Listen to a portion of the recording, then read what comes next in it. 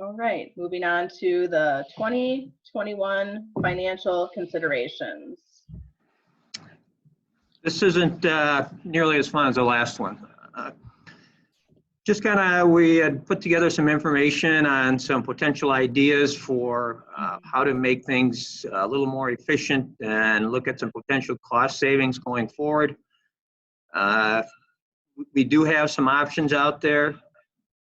But I think one of the first things we have to take in consideration is due to the closure and the governor's orders, how will this year be impacted? The other day when the governor was on, he did state that he was going to make sure everything was held whole, so there wouldn't be losses to school districts. With that being said, there have been some opportunities for some transfers if we need to internally on some funds within the community ed, if we need to cover some of the child care costs. So that's been out there.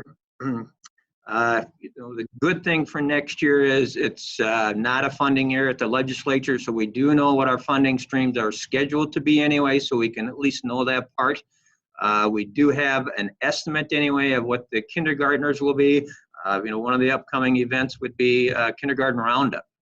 So how are we going to conduct that? So we do have a call out to parents so we can get somewhat of an accurate number of how many kindergartners will be entering in the fall of 2020. So we've got that piece rolling out there. We've got really, there are probably 3 different options that were presented at the last meeting in regards to some savings. There was anywhere ranging from, I believe it was 40,000 upwards to 200,000. Anywhere except for the last one. I'll give you the exact numbers.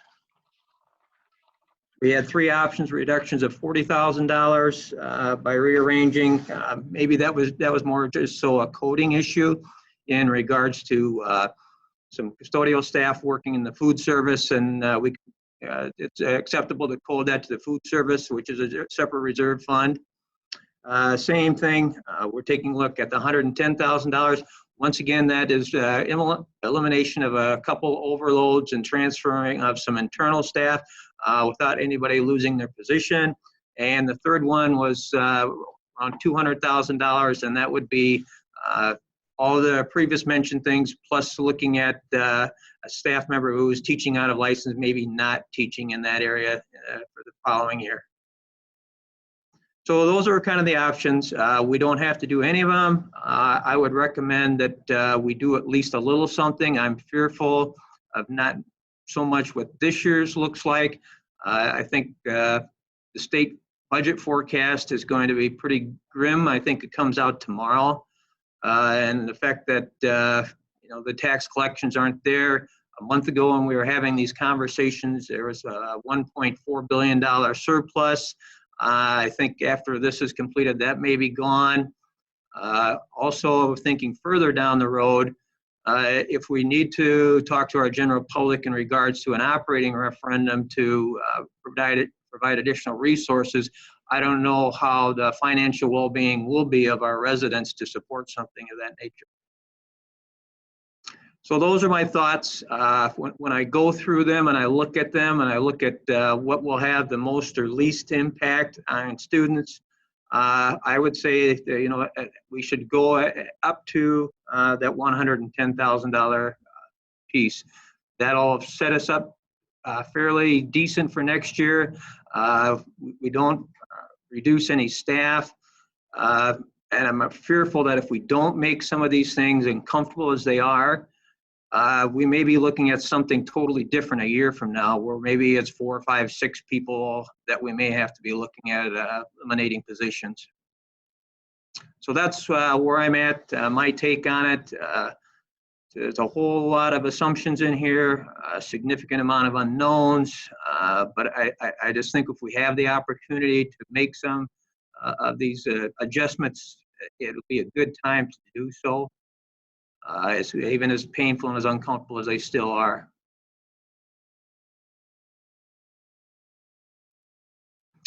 So that's my take on it, my recommendation. And once again, it's a school board decision, but I think it's part of my responsibility to make sure you're aware of what's out there and what direction I think we need to go forward financially in the district. Did either principal want to add anything at this time? I think we may have questions for you, but do you have anything to add at this time? I know you gave the presentation, so. All right, so then I'm going to open it up to board members if they have questions. Now is the time to ask those questions. We'll start with Travis.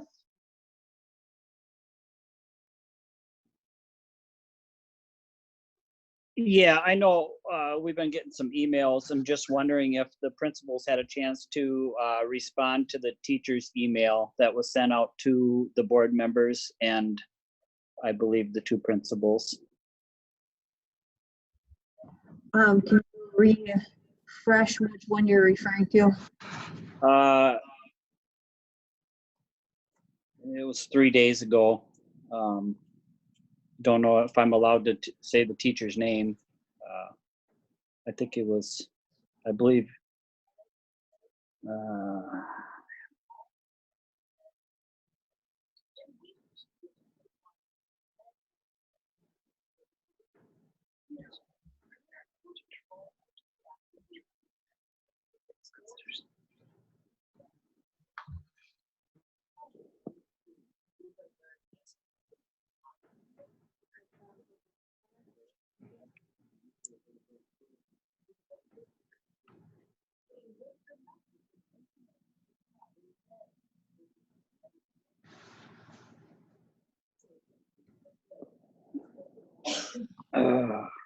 I'm looking for it. I believe it was Rachel Wetzel had an email that I think she emailed you guys. I think I can answer that question. I think it was it a Google Doc with some questions or so forth about potential outcomes or ripples, I believe was the wording.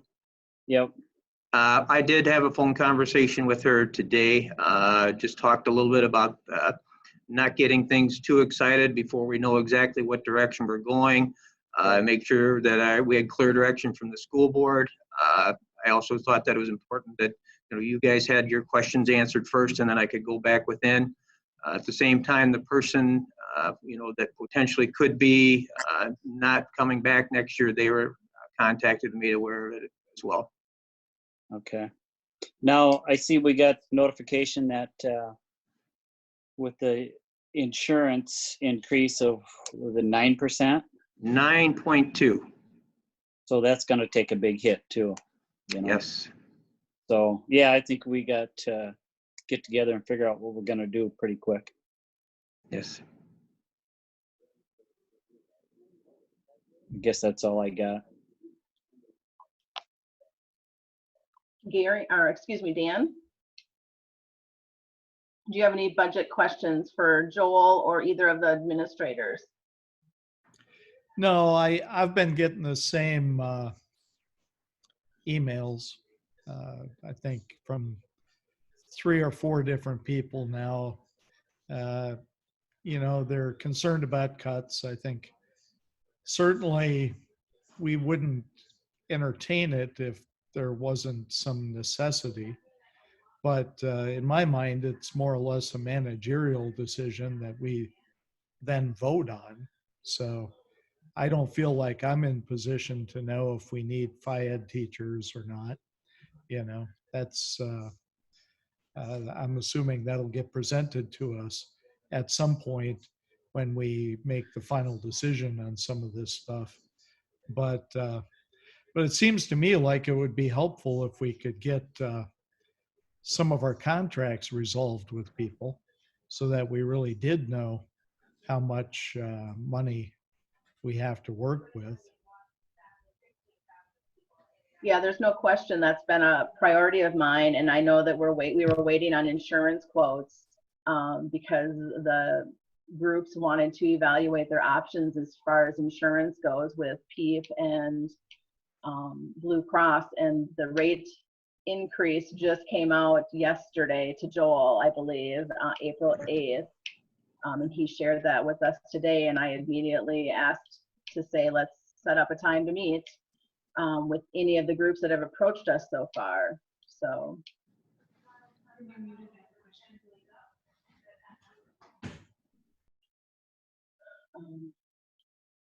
Anything else, Dan?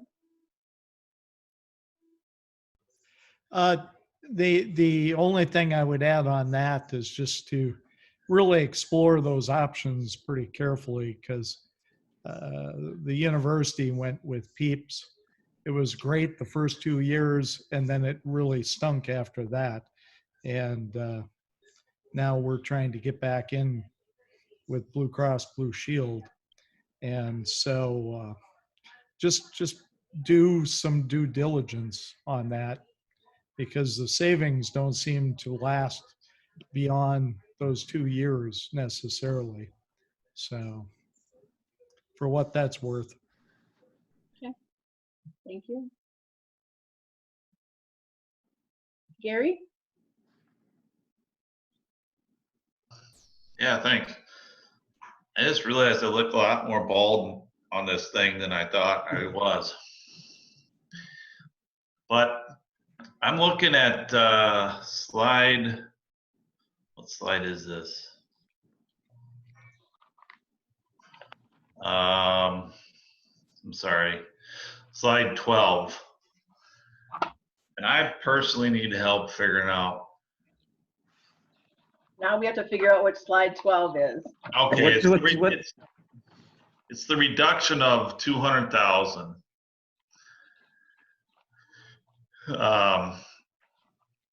You know, so it's got the custodian, cafeteria custodian,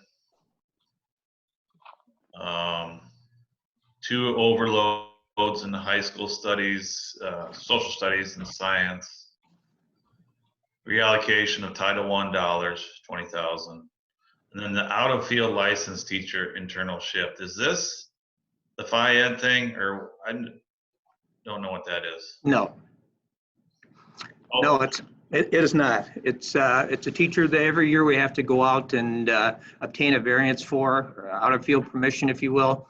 And we do have somebody internally who does have that licensure if we were to choose to make some movements internally to cover those courses. okay, so, okay. And then decrease in 1 pair within the district, and then the LTS classroom teacher. So what that would be is we take a look at para schedules probably more than anything else to see if there's a way that we could make them more efficient going from classroom to classroom, helping out students. So there could be a reduction there. And as far as a long-term classroom, what that would include would be included with the title, would maybe be a movement of a title teacher into the classroom that's currently covered by the long-term sub when we moved Ashley Landrew to the student success coordinator. Okay, so I keep getting emails on the Phi-Ed, but that really isn't happening then. The principals could answer that better than I could. That's correct. Phi-Ed is not any of the 3 options that you see. And even before we started with this proposal back in February, I had a conversation with a PE teacher face-to-face and told her that it was not on our radar. It wasn't on our immediate list of things. And so I think both from Bobby and I standpoint, we were a little taken back at the amount of postings on social media and emails that we got and that sort of thing. Okay.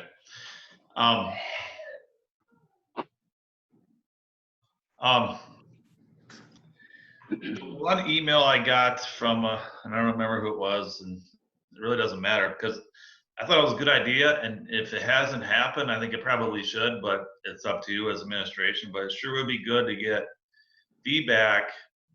I'm assuming you've done this, but this teacher indicated not. But have you gone to the staff themselves and said, what are your ideas for potential cuts? And you don't necessarily have to answer that, but just I would want to make sure you do that.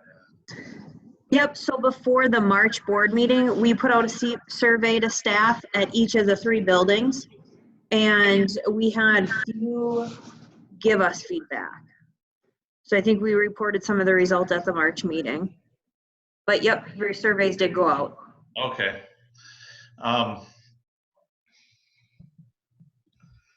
Well, when I look at the budgets, I'm thinking, and I know we're not voting or anything, right? But that 200,000 looks like the best option to me when you look out, several years. And like Joel was saying, makes a very good point on trying to go out to the community for increased operating referendum after what we're all going through right now. So it could be pretty tough. Just my 2 cents. Thanks. Okay, so I guess my question, and just to bring some clarity to it, would be to talk about the 110,000 and just say, what are the students that are being impacted? How many students would be impacted by this? I mean, is it, so Title I, it's however many would be in Title I? No, And- the students would still receive the same services. It just might be with a different instructor due to some moving around of schedules. Their minutes per subject and things like that, nothing like that would be changing. No, and as far as the overloads, I think there was some concern that some classes would get fuller or that there wouldn't be as many options there, but we have, we're in the process of adding 2 new College Now classes. And we just really looked, or I just really looked at in a meeting with especially the high school teachers, where could we make our schedule more effective based on what we're seeing this year with student numbers, and how can we create better ways to address student desires in our schedule so that we're still offering a diverse richness of classes and not overflowing those classes as well. And I think that comes into play too when after we have some more direction from you as a school board, how Bobby and I can best create a schedule, and having 2 people looking at a schedule, and especially with our shared staff, like music and it, for instance, where our music of our music staff, we have 3 staff members that virtually at any one given time go to all 3 buildings. I think our music rooms are used as a shared communal thing, and really being very strategic with where we place certain classes to make sure that we don't have those overflow of classes. Even in times where we're offering 3 or 4 sections, oftentimes depending on where they're placed in the schedule, you might have 26 kids in one section, 25 in another, and then 12 and 8. And so that's not necessarily equitable. And so really where you place classes in a schedule determines how many sections you need. And so that's why we need a little bit more direction from the board where we're going with the financials, so that we can do our due diligence in making schedules that are most effective for students and being able to still offer high level rigorous classes and classes that are college ready and career ready.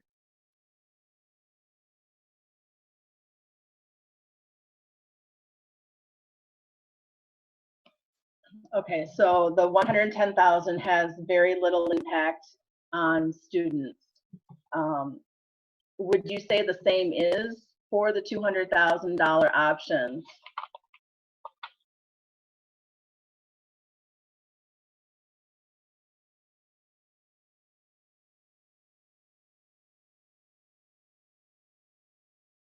You're muted.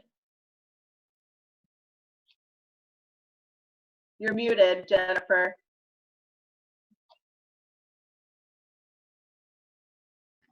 Yep, we're still offering media, so that still holds true. Students are still gonna have access to programming as they did this year. Okay.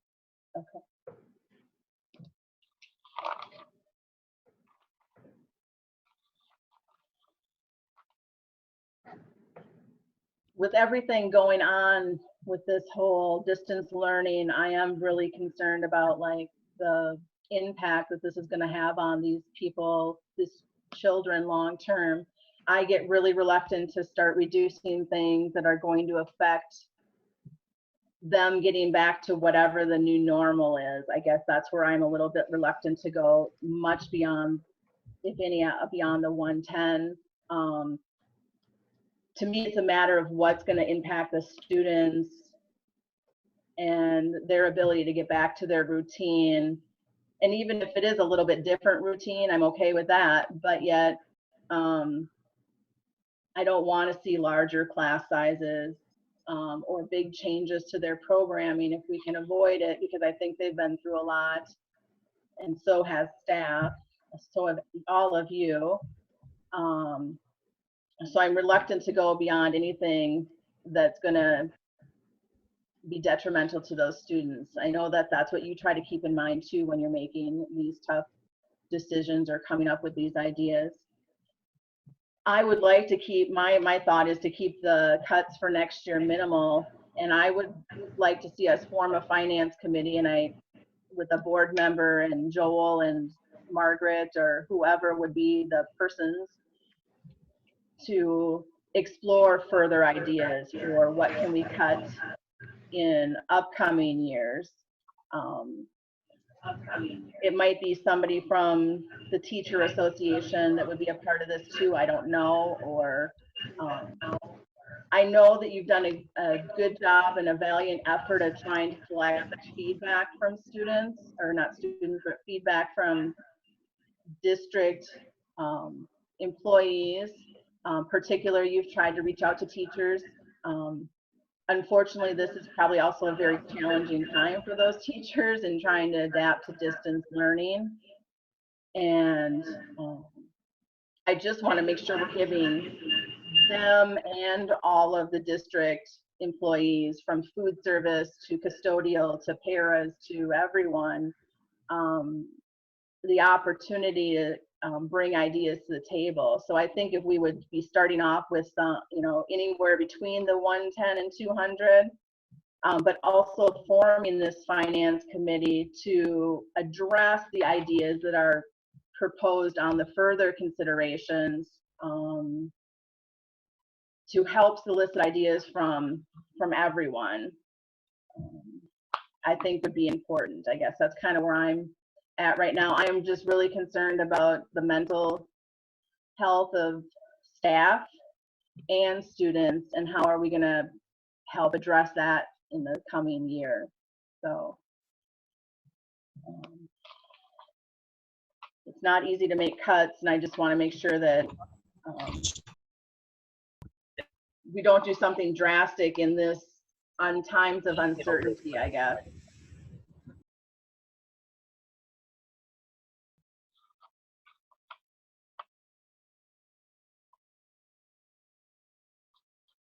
Are there any other comments or questions about the budget? Follow up from anything anybody has said, or? Yeah, I kind of feel the urgency. We obviously just got what the health insurance is going to cost a day ago, and that's what we've been waiting on. We just can't really do anything, make any assumptions or decisions about any sort of budgeting until we get them contracts wrapped up. I mean, and then after that, there's going to be some tough decisions. I mean, we're dealing with people's lives. We're dealing with the kids, classroom sizes. It's tough, and it's going to be challenging for everybody involved. So I just, I think we need to really have some sit downs and some talks about this. And definitely the urgency is now. So just the main thing is we got to get the contracts wrapped up, and that's going to be, another tough one to sit down and, it's tough when the money isn't there, and trying to give the teachers the best they can, because they're the front lines, so as soon as we get them contracts wrapped up, then we're going to have to get this taken care of as fast as can be, because it's not going away. So that's my thoughts. So when's that going to be? Because you're hearing the principals say they want to know, what cuts are coming to prepare for next year. How's the contract going? Do you see an end in sight soon? We just got, sorry, I'm go ahead, Pam. relatively optimistic that we will be able to sit down with the group. I mean, we were basically waiting for the estimates from insurance because they wanted an opportunity to weigh their options. So I'm cautiously optimistic. Thank you.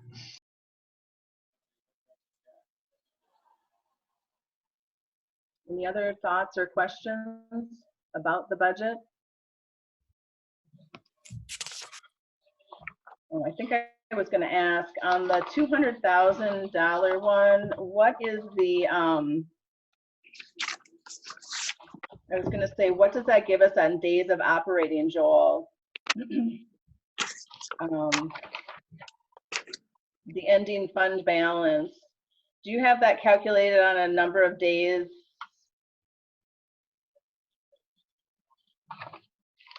Do you know a number of days operating?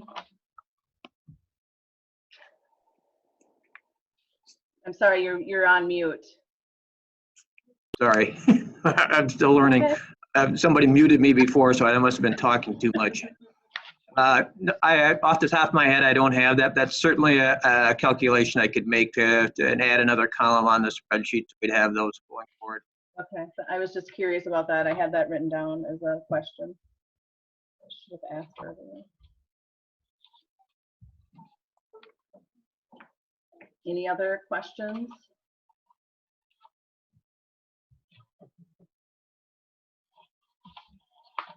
Okay.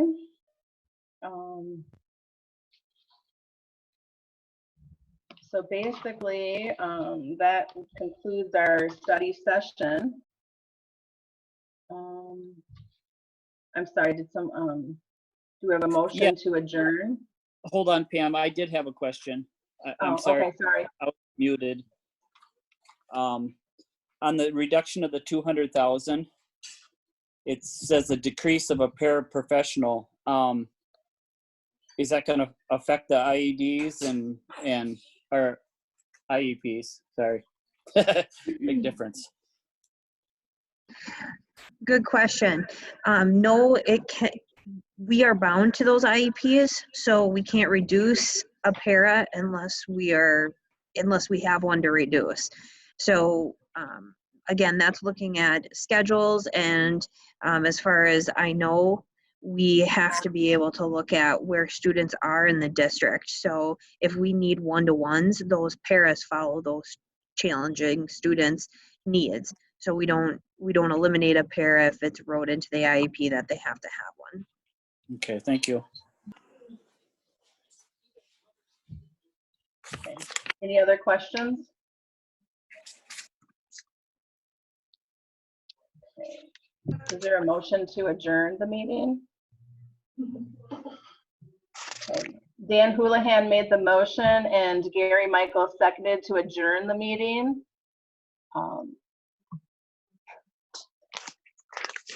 As a roll call vote, Pam Baker, yes. Travis Bowman, Yes. Gary Michael, Yes. or sorry, Dan Houlihan. I was getting out of alpha order.